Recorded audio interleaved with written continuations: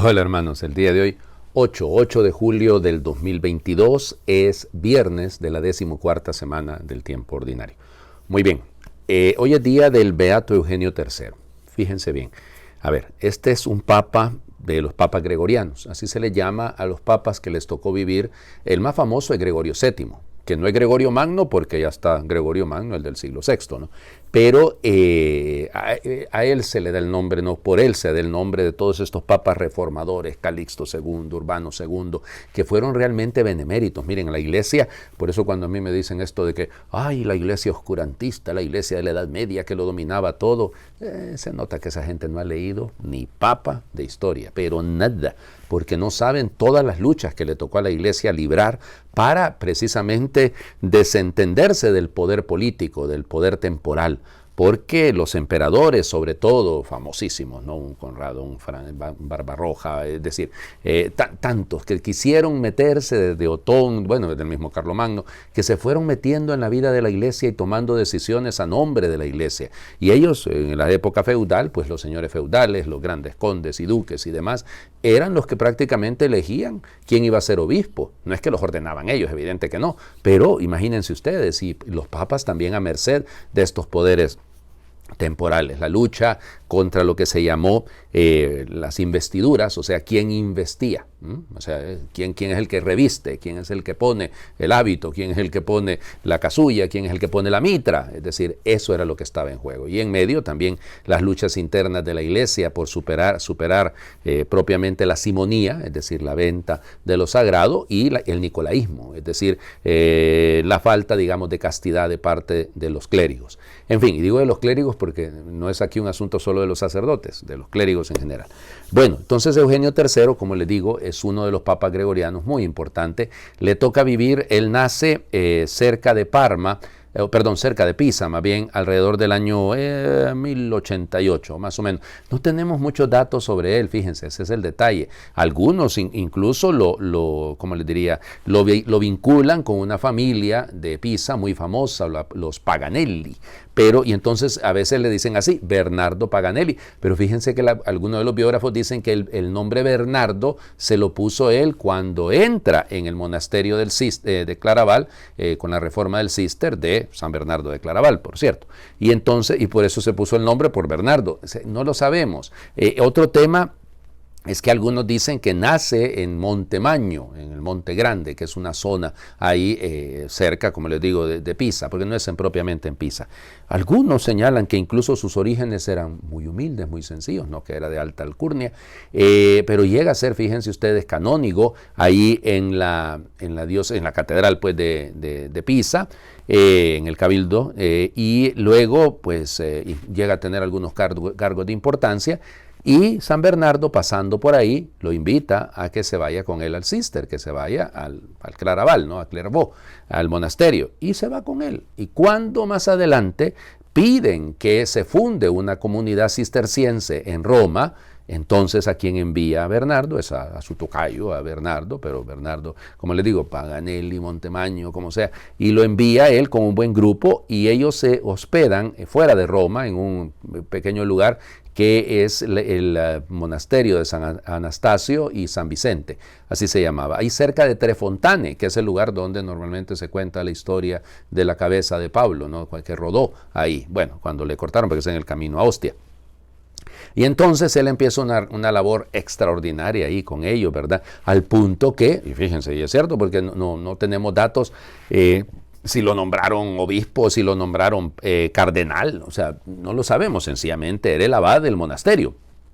Y entonces es nombrado papa en 1145, el 15 de febrero de 1145, toma posesión un par de días después, 3 días después, y bueno, el problema es que en ese momento Roma está hecha un caos. Es que ya les digo, pero que no leen historia y se ponen a decir cosas en contra de la iglesia. Roma en ese momento se está debatiendo, como les diría, por un tal Arnaldo de Brescia, que es el jefe del Senado romano y que quieren quitarle el poder temporal al Papa. Recuerden que desde tiempo del otro Gregorio, como les decía, de Gregorio Magno, pues toda la zona del Lacio hasta las Marcas, todo el centro pues, de Italia, el corazón de Italia, y incluida Roma, son los estados pontificios, el patrimonium petri. O sea, el Papa al mismo tiempo es romano pontífice en cuanto su poder espiritual, pero también tiene un poder temporal. Eso era para asegurarle frente a los otros poderes, que no se metieran con él, que él tenía también sus tierras, y no porque eran de él, sino porque pertenecen al papado. Evidente eso más adelante, que eso va a terminar, lógicamente, gracias a Dios, con el Tratado de Letrán, ¿no? Cuando ya se firme el asunto, el Pacto de Letrán, y se acabó, y entonces la Iglesia quedará solamente, el Santo Padre quedará como jefe temporal del Estado Vaticano, pero eso va a ser evidentemente a inicios del siglo XX, por 1929. En fin. Entonces, en este momento, él prácticamente se la pasa fuera de Roma. O sea, en Roma estuvo muy poco. Primero estuvo en Viterbo, luego se va para Francia. Ahí le pide a Bernardo de Claraval que predique la Segunda Cruzada. Esa Segunda Cruzada se organiza entre Luis VII y Conrado III, rey de Francia y emperador de Alemania. Es un fracaso porque no lograron hacer nada.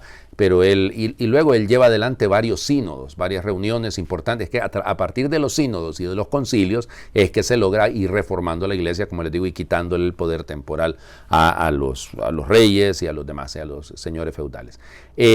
Pues no puede regresar a Roma, ya les digo, lograba en algún momentito con alguna negociación, con el apoyo del rey de Sicilia y así, ¿verdad? Pero no logró realmente quedarse por mucho tiempo y va a morir en el año 1153, un 8 de julio.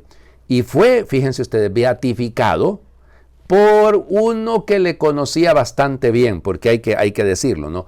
Pío IX sabía de la historia de él y lo beatificó en 1872, también como un medio para reafirmar el valor del papado frente a los poderes temporales, porque él termina siendo un mártir, no murió mártir, pero digo, un mártir de la lucha contra el poder temporal.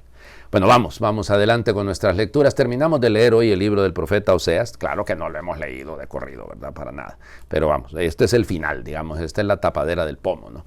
El capítulo 14, versículos del 2 al 10. Esto dice el Señor Dios: Israel, conviértete al Señor Dios tuyo, pues tu maldad te ha hecho sucumbir. Arrepiéntanse y acérquense al Señor para decirle: perdona todas nuestras maldades, acepta nuestro arrepentimiento sincero, que solemnemente te prometemos. Ya no nos salvará Siria, ya no confiaremos en nuestro ejército, ni volveremos a llamar Dios nuestro a las obras de nuestras manos, pues solo en ti encuentra piedad el huérfano. Yo perdonaré sus infidelidades, dice el Señor, los amaré, aunque no lo merezcan, porque mi cólera has apartado de ellos. Seré para Israel como rocío, mi pueblo florecerá como el lirio, hundirá profundamente sus raíces como el álamo, y sus renuevos se propagarán. Su esplendor será como el del olivo, y tendrá la fragancia de los cedros del Líbano. Volverán a vivir bajo mi sombra, cultivarán los trigales y las viñas, que serán tan famosas como las del Líbano. Ya nada tendrá que ver Efraín con los ídolos. Yo te he castigado, pero yo también te voy a restaurar, pues soy como un ciprés verde y gracias a mí tú das frutos. Quien sea sabio, que comprenda estas cosas, y quien sea prudente, que las conozca. Los mandamientos del Señor son rectos y los justos los cumplen. Los pecadores, en cambio, tropiezan en ellos y caen.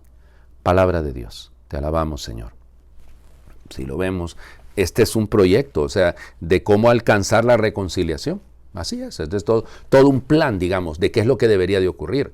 El primero es el mismo Dios, que Él toma la iniciativa. Es Él el que dice: Israel, conviértete al Señor tu Dios. Pues lo que has hecho, te ha hecho caer, te ha hecho sucumbir, desde esta traducción. Arrepiéntanse, acérquense al Señor para decirle, ¿qué es lo que tenemos que decirle? Perdona todas nuestras maldades, acepta nuestro arrepentimiento, que es solemne, ¿no? Sincero y solemnemente te prometemos. Ya no volveremos a Siria, ya no nos salvará Siria, ya no confiaremos en nuestro ejército, ni volveremos a llamar Dios nuestro a las obras de nuestras manos, pues solo en ti encuentra piedad el huérfano. Qué belleza, ¿no? O sea, es decir, perdona nuestras maldades, Señor. Primer punto, reconocer las propias faltas. Segundo punto, arrepentimiento sincero. Tercer punto, prometer enmendarse. Espérense, eso es lo que le enseñamos a los niños, ¿no? Y que deberíamos de vivir todos. Pues primero, el examen de conciencia, el arrepentimiento sincero, la confesión de las faltas, la confesión de las culpas, la imposición de la penitencia y el propósito firme de enmienda. Ahí está. Eso es lo que está ahí puesto. Eso cuando nos confesamos es lo que deberíamos de hacer. ¿Qué es lo que hace Dios? Yo perdonaré sus infidelidades, dice el Señor. Los amaré aunque no lo merezcan. Ay, Dios mío. El que no quiere entender esto, yo no sé dónde está. O sea, perdón, pero es que es esto el punto. Si yo reconozco mis culpas, tengo un arrepentimiento sincero, prometo cambiar, prometo enmendarme, ya dejo de estar confiando en las obras de mis manos, dejo de estar poniendo mi confianza en las cosas y en los poderes de este mundo, pues es porque Dios es infinitamente misericordioso, que aunque yo no me lo merezco, porque nunca me lo voy a merecer, nunca me lo he merecido, Él me sigue amando. Él me sigue amando. Y entonces fíjense todas las imágenes que utiliza, ¿no? El reverdecer, el ciprés, el lirio, o sea, todo indica vida. Claro, porque no hay fuerza más linda que nos lleve a vivir que el perdón. Así de sencillo. Porque el perdón es la otra cara de la misma medalla, que es el amor. Entonces, esto es precioso. Esto es ¿cómo les diría? Este es un proyecto, y es un proceso si lo quieren, pero lindo, lindo, lindo. Y al final hay una sentencia preciosa, ¿no? El sabio entiende estas cosas. El tonto, el que es prudente, pues sí, las entiende. Pues el sabio las cumple, el que cumple los mandamientos del Señor, lo entiende. Los justos lo siguen. Los pecadores, en cambio, se van a perder. Pues sí, tropiezan en ellos y caen. Bueno, ¿de cuál somos nosotros? Decía mi abuela, el vivo a señas y el tonto a palos. Ojalá que no nos caigan tantos, ¿eh? El Evangelio, Mateo, capítulo 10, versículos 16 al 23. Acuérdense, el capítulo 10 es el discurso apostólico, son los consejos apostólicos, los misioneros. En aquel tiempo Jesús dijo a sus apóstoles, yo los envío como ovejas entre lobos. Sean pues prudentes como las serpientes y sencillos como las palomas. Cuídense de la gente porque los llevarán a los tribunales, los azotarán en las sinagogas, los llevarán ante gobernadores y reyes por mi causa. Así darán testimonio de mí ante ellos y ante los paganos. Pero cuando los enjuicien, no se preocupen por lo que van a decir o por la forma de decirlo, porque en ese momento se les inspirará lo que han de decir. Pues no serán ustedes los que hablen, sino el Espíritu de su Padre el que hablará por ustedes. El hermano entregará a su hermano a la muerte y el padre a su hijo. Los hijos se levantarán contra sus padres y los matarán. Todos los odiarán a ustedes por mi causa, pero el que persevere hasta el fin se salvará. Cuando los persigan en una ciudad, huyan a otra. Yo les aseguro que no alcanzarán a recorrer todas las ciudades de Israel antes de que venga el Hijo del Hombre. Palabra del Señor. Gloria a ti, Señor Jesús. Ay, los consejos del Señor Jesús, si hiciéramos caso, ¿verdad? Yo los envío como ovejas en medio de lobos. Se los decía en estos días, se lo prediqué a la gente. El problema es que le prestamos mucha atención a los lobos. Y los lobos no son los dueños del rebaño. Somos ovejas, tenemos pastor, tenemos que aprender a dejarnos guiar por el pastor. ¿Qué nos dice el pastor? Esta traducción y no la leí así, porque no me gusta. Sean pues precavidos. La precaución es otra cosa. Aquí el término es prudencia, y perdón, respeto a los traductores, no lo leí, insisto, yo me lo salté. Ustedes lo vieron ahí, van a decir algunos que lo estaba leyendo. Padre, no, ahí dice precavidos. Sí, tienen razón, eso dice, pero no me gusta esa palabra. La prudencia es una virtud que combinada con la sencillez es más, la prudencia sin sencillez se vuelve casi soberbia, ¿no? Y la sencillez que no desemboca en la prudencia tampoco sirve de nada. A ver si me hago entender un poquitito. ¿Qué es la prudencia? La prudencia, bueno, lo que decía Santo Tomás, ¿no? La prudencia es aquel medio por el cual nosotros sabemos discernir bien aquello que nos ayuda a alcanzar nuestro fin último. O sea, sabemos distinguir, el prudente sabe distinguir, esto me sirve para alcanzar la vida eterna, esto no me sirve para alcanzar la vida eterna, entonces lo desecho. Eso es lo que dice Santo Tomás de Aquino. Bueno, ok, pero más que eso, ¿no? La prudencia, no, yo soy prudente, yo no le dije nada. Eso se llama cobardía. Eso se llama cobardía, eso no es prudencia. La prudencia es esa virtud, hay que practicarla, que me lleva a saber cuándo actuar, cómo actuar y por qué actuar. Así de sencillo. La gente prudente es fundamental, porque sin prudencia no hacemos nada. Entonces, saber cuándo actuar, no estarle dando largas al asunto. Yo soy prudente, estoy esperando el momento oportuno. Cuidado, que hay algunos que falta valentía y entonces no hacemos las cosas. La serpiente es prudente, porque no se va a poner a atacar, primero, sin ser provocada, y segundo, sabe a quién atacar, pues. O sea, es decir, entiende por eso, igual. Y la sencillez es una virtud fundamental que nace, ¿cómo les diría?, de la coherencia. ¿Ok? Nace de la rectitud de vida, de la rectitud de intención. Vamos, una persona sencilla es una que no es doble o triple, que no anda ahí, ¿cómo les diría?, moviéndose, dependiendo, ¿verdad? Con este que tiene dinero, lo trato con cariño, o este que no tiene, este pelado que se vaya por ahí. No, o sea, es decir, ahí no hay sencillez, me explico, porque no hay rectitud de intención. O sea, ¿para qué soy amigo yo de él? ¿Para qué soy yo amigo de ella? ¿Para qué le ayude a este? No, porque este tiene dinero y me va a pagar. Entonces ya me volví yo consejero, no sé qué, matrimonial o psicólogo, no sé qué. Ya, pues sí, no es ese el sentido, ¿no? O sea, el sentido de la sencillez, hombre, sin dobleces, eso es. El sencillo no tiene vida doble. El sencillo, usted lo mira, así es.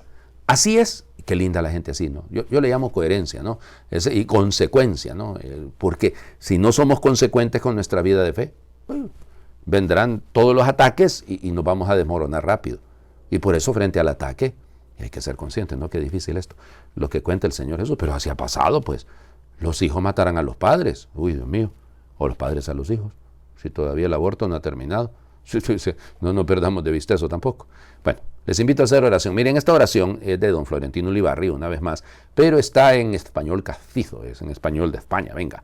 Y entonces lo voy a leer así, porque si no pierde su sabor. Pero tengan un poquito de paciencia, porque normalmente no es el español o el castellano, pues, que hablamos en América Latina, pero igual. Salid, amigos y amigas, marchad sin miedo. Vosotros sois mis testigos en medio del mundo. Salid, amigos y amigas, marchad sin miedo. Sed expresión de la ternura del Dios de la vida. Ternura en vuestro rostro, ternura en vuestros ojos, ternura en vuestra sonrisa, ternura en vuestras palabras, ternura en vuestras obras, ternura en vuestra lucha. Salid, amigos y amigas, marchad sin miedo. Os esperan fuera ciudadanos y vecinos. Vosotros sois mis manos para construir un mundo nuevo de fraternidad, libertad y justicia. Vosotros sois mis labios para anunciar a pobres y marginados la buena noticia de la libertad y la abundancia. Vosotros sois mis pies para acudir al lado de las personas que necesitan gestos de ánimo y palabras de bien. Vosotros sois mi pasión para hacerme creíble en vuestras casas y ciudades y lograr que niños y adultos vivan como hermanos. Vosotros sois mi avanzadilla para lograr la primavera del reino y ofrecer las primicias a los que más lo necesitan. Salid, amigos y amigas, marchad sin miedo, derramad por doquier ternura y vida. Salid, amigos y amigas, marchad sin miedo, mirad toda esa multitud que os espera. Marchad con alegría, yo os acompaño todos los días. Amén. El Señor esté con ustedes. Por intercesión del Beato Eugenio III, les bendiga Dios, que es Padre, Hijo y Espíritu Santo, y su bendición descienda y les acompañe siempre. Feliz viernes para todos.